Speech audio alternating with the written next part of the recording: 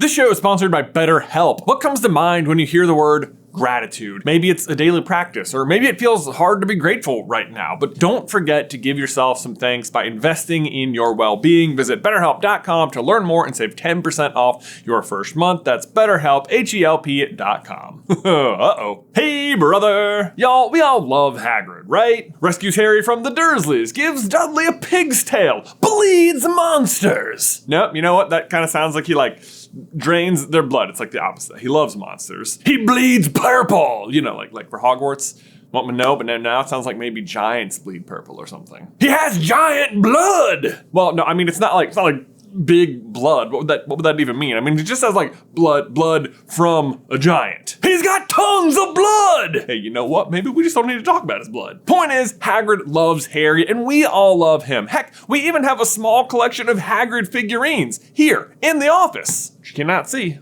They're actually right, just out of frame. Right there. He's Harry's first friend in the wizarding world, even before Ron. Dumbledore trusts him with his life, and his giant heart full of just so much blood is certainly always in the right place. And yet, there can be just no doubt that Hagrid is often an enormous liability, like literally and figuratively. His insistence that any given dangerous beast is in fact not dangerous nearly gets Harry killed on several occasions. His drinking nearly gets Harry killed. His gambling nearly gets Harry killed. And at times, by which I mean like almost once a year, he almost seems determined to get fired. And for goodness sake, the man cannot keep a secret. Shouldn't have said that. I shouldn't have said that. I should not have said that. This is top secret. I shouldn't have told you that. I shouldn't have told you that. No, you should not have, but you know what? You did, which has earned you a trip to the hot seat. So sit back and enjoy, as today we deliver our scathing review of Hagrid.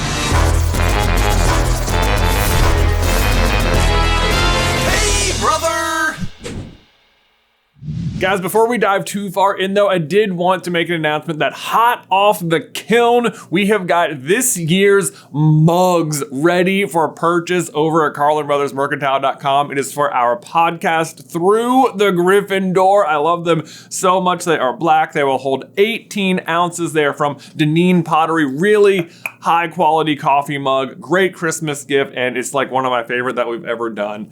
If you want to go check it out, again, at CarlinBrothersMercantile.com, and we'll put a link in the description down below, but they are very limited. So if you want one, go get it. Look, if you're a 60-year-old man and your three best friends are 11-year-olds, that's a red flag. I'm just saying. Oh, hello. All right, let's start right out of the gate, where Hagrid does indeed make a grand entrance into the story by delivering Harry to the Dursleys. I mean, was it safe to bring the baby chosen one who had just narrowly escaped death on a flying motorcycle you've come into possession with 1 minute ago? Who's to say? But by his own admission, he's too big for a broom, but sure, just assume the motorcycle will hold you up, and this is pre-sidecar, mind you, so he's just holding Harry. Heisman, I've got the magic, baby. Is this it? Is this Sirius's bike? The very same, Hagrid said, beaming down at Harry. And the last time you was on it, Harry, I could fit you in one hand. But should you have, Hagrid? Should you have fit him in one hand? They wouldn't even let me take my babies home from the hospital until they had checked our car seats and the babies passed car seats test. But sure, just palm Harry as you're passing over Bristol. Hagrid is subsequently also the next wizard Harry will encounter some 10 years later when he comes to whisk him off to Hogwarts. And while this is of course one of the best scenes in the entire story, like Harry finding out he's a wizard, I'm a what? getting a birthday cake and Dudley getting a pig's tail, bear in mind that Hagrid is there to recover Harry frickin' Potter, the chosen one. And what does he choose to do? Illegal magic on a muggle. And that's illegal on 2 counts, by the way. First, because you certainly aren't allowed to just go casting spells at them. And second, because Hagrid's wand is supposed to be snapped and he's not allowed to do magic.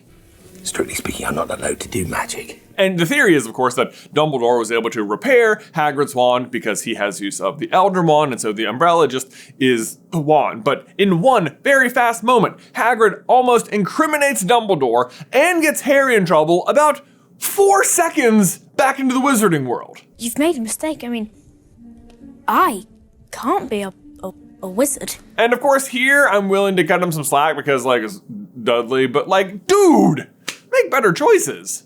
I know what that is. Oh, for fuck's sake, Hagrid! Note to the person who does the subtitles, that's Fawkes, F-A-W-K-E-S, the Phoenix.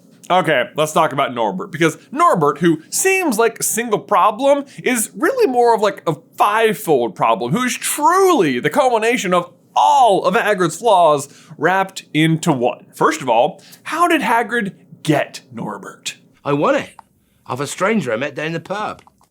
Seemed quite glad to be rid of it, as a matter of fact. Gambling! I mean, hey, like a friendly wager from time to time, no big deal, I suppose. And Hagrid doesn't overall seem to have a gambling problem.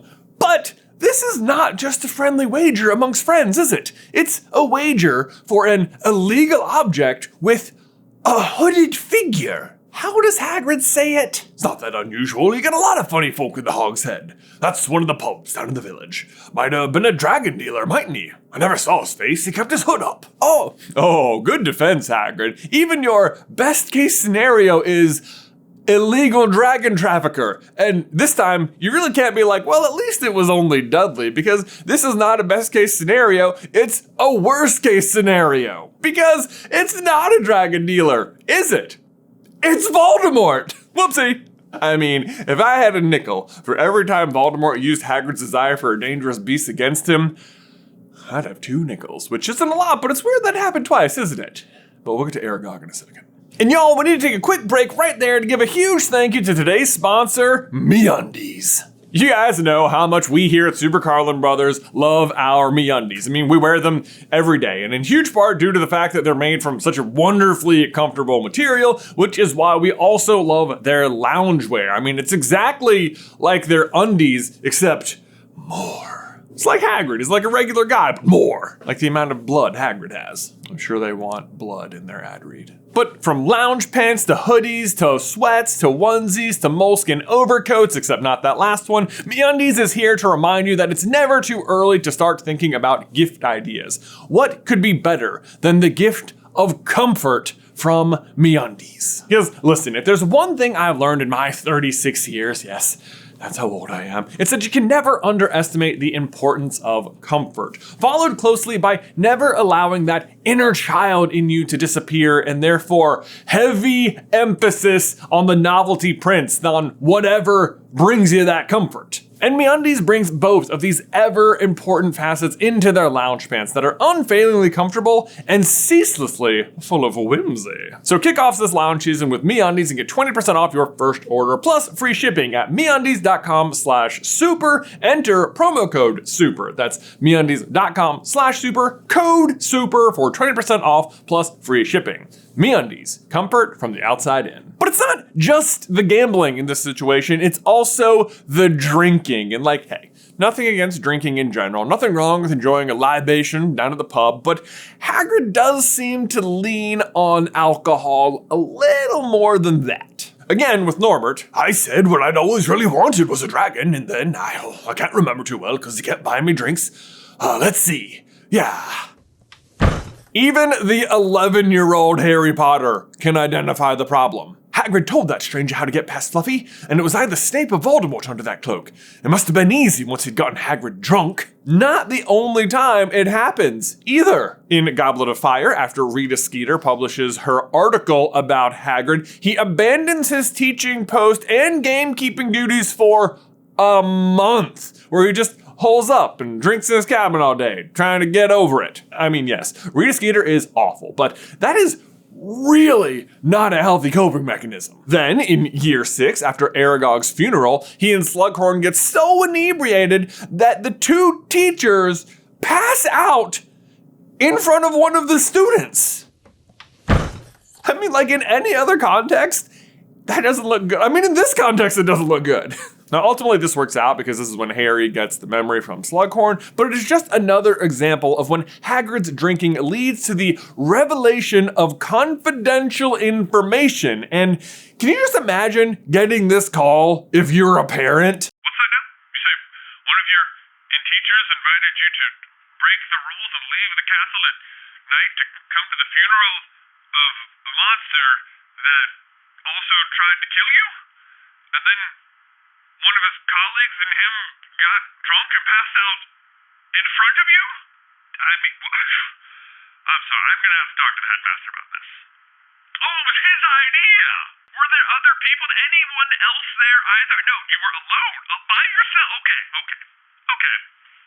But on that note, monster that tried to kill Harry is a bit of a running theme as well, isn't it? I mean, again, Hagrid's heart is in the right place, but let's see. First we got Fluffy, who attacks Harry, and Harry's only able to avoid him because he knows how to get Fluffy to fall asleep, which is also information Hagrid wasn't supposed to give out.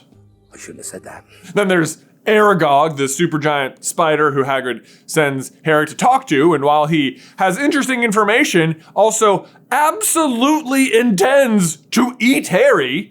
Can we panic now? Against Hagrid's own judgment. Then again, we have Norbert, who bites Ron with venomous fangs and who Hagrid owns illegally and who he enlists 11-year-olds to get rid of, which almost gets them expelled and leads Harry into the forest where he's attacked by Voldemort despite being under whose protection?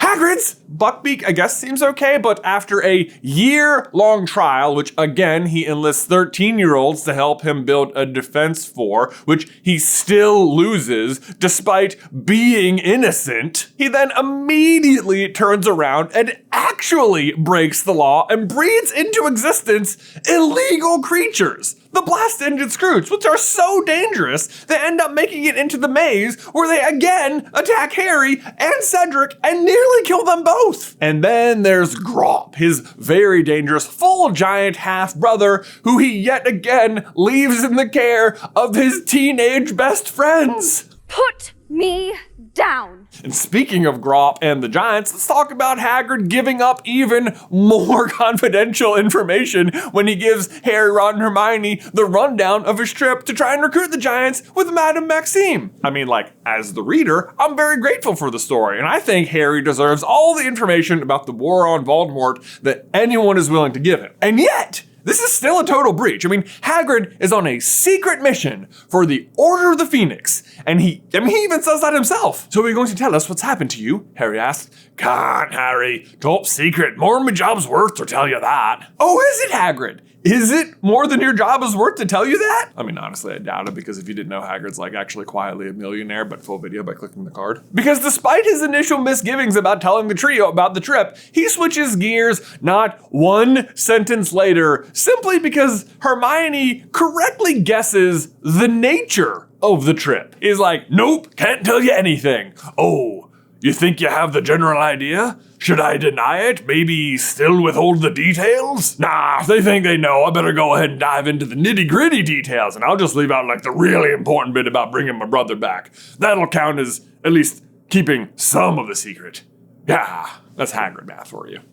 I suppose to be fair to that situation, he might have been about to tell them about Grop, which I'm not sure is better or worse, but then Umbridge just shows up and cuts the conversation short, so who knows. But I think that about covers it. I mean, despite Hagrid's warm entrance to the story and welcoming paternal presence in Harry's life, he goes on to offer what can only be described as an enormous annual headache for the trio to solve each year. Whether it's finding a way to export an illegal dragon, clearing his name from prison, saving him from getting fired, breeding dangerous Scroots for them to battle on the daily, taking care of his giant brother, or inviting them out of bounds to attend a monster funeral, Hagrid's always got one more weight to add to Harry's stress level. And it always just feels all the worse because most of these situations are just so extremely avoidable in the first place. Like, maybe don't try to raise a dragon in your wooden house. Maybe just lay out the very obvious facts about the Buckbeak situation, an OWL creature that lots of people know about, and a situation where you had tons of witnesses. Killed me.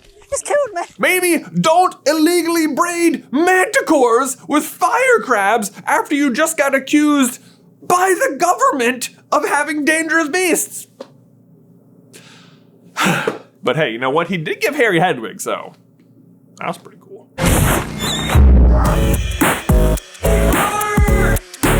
Guys, thanks so much for watching today's video. Don't forget to leave a like on it if you haven't already, and subscribe so you don't miss any future Harry Potter action from us. Who else should we give a scathing review to? Let us know in the towel section down below. But otherwise, if you'd like to see a scathing review of Oliver Wood, you can check out this video right here. But until next time, Ben, I will see you in another life, brother.